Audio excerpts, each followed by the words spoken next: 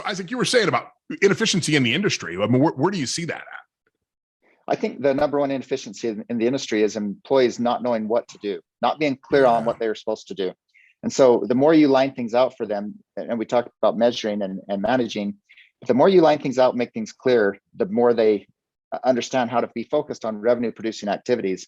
I think the industry at wide, I think the data says about 35% of their time, they're not focused on revenue producing activities. And just getting people focused on things that make you money, which they would rather do, by the way. That's the biggest opportunity to, I'm an operator or from the excavation industry, right? So operating machines, operators don't want to waste time. They actually would like to operate and produce. But if they're not sure what they need to do, then they don't produce. So I ran the most profitable crew when I was younger. And the reason I did is because I got out of the machine. And, in the excavation world, the equipment world, we always figure the honor position is in the nicest machine. Well, I'm analytical, so I got out of the machine. I started just lining up the work ahead of the guys, just making sure that things were lined up, that there was no decisions left to be made, and that stuff was happening. And that's how I became the most profitable crew, was just making sure those decisions were made ahead of time. It's so funny you bring this up, because when my last manufacturing company that I ran, we allowed the guys to sort of go pick their job, go get their materials, go back to their workstation. And first day that I saw that, I was like, this is not going to work. You're like, nope. because and in that instance, these guys were producing 6 units a day off their lines. We got them doing 59 units a day off the same line by feeding, right? By putting the materials closer to the work. And then by just lining things up, and then we learned a cadence. We learned, hey, look, if you give them a really, really hard project to work on, the next 2 afterwards, make it easy. Give them some easier orders, let them process that through. You started to learn which guys did better at certain things. And it's like, you know what, if it's got electrical in it, I'm putting it in Chip's line, because Chip's way better at electrical and way faster. So it's just that management piece. And I think so often we just assume that people know what they're supposed to do. And trust me, they don't. We've all been in that confused state, and what unfortunately, what ends up happening is, if we're in that confused state for too long, we do become a little bit like zombies. We just we just move boxes around and we just look busy. Busy is an interesting name, because that's what happens a lot of times when I walk on a manufacturing floor. I can watch on the cameras and I see nobody's doing anything, and as soon as I walk out the door, all of a sudden everybody's busy. It's like they realize they're being inspected. They're trying to look busy, but you really want them to be focused on things that make money. Exactly. Well, I call it the work waste paradox. Only a fraction of the work done at work is work. And what I mean by that is, that's right. There's time that if I'm a fabricator, every minute that I'm at my station fabricating is where I'm getting the highest and best use of time.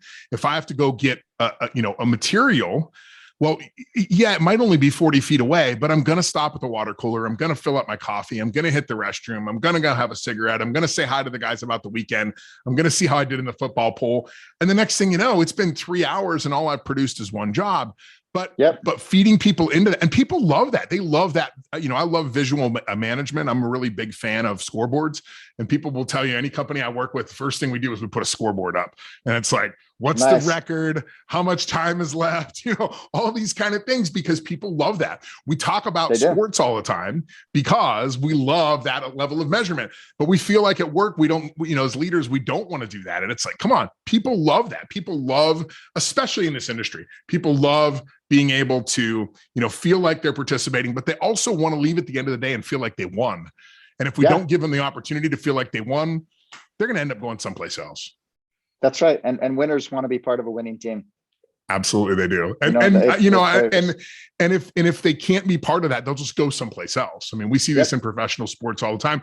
I think this year with the Rams is a perfect example, right? It's like you spend enough time at one place and you're a loser, and you say, you know what? I'm not a loser. You guys are the losers. Let me leave and prove it to you. I mean, Tom Brady did it with the Buccaneers.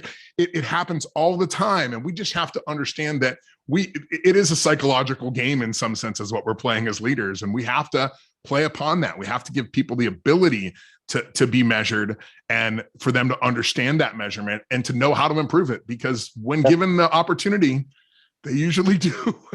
That's right. I love your scoreboard thing. I brought up that analogy all the time to people, is how much would you enjoy watching sports without a scoreboard? Because people they're not motivated. And so think about this. I mean, we're in the middle of the Olympics right now, and people watch this figure skating, and you go out and you do your performance, and then you come back, and then they hold up these little scores, then they come up with an average, and then you have to wait till everybody else is done to even know how you've done. Now, I'm a hockey guy, so hockey is totally different. At any moment, I can look up, I know we're on a power play, we're down by 1 goal, you know, we're going to have to pull the goalie. You can make better decisions when you have a visual line to if you're winning or losing. When you're dealing with, you know, when it comes to figure skating, I mean, I don't get it. It's not, you don't see people banging against the glass and figure skating and screaming their hearts out.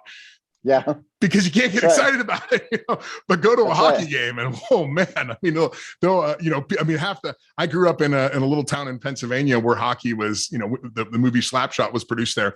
I mean, we used to fight in the stands. Like when the players started fighting, we just start fighting. It was like, we were engaged, you know.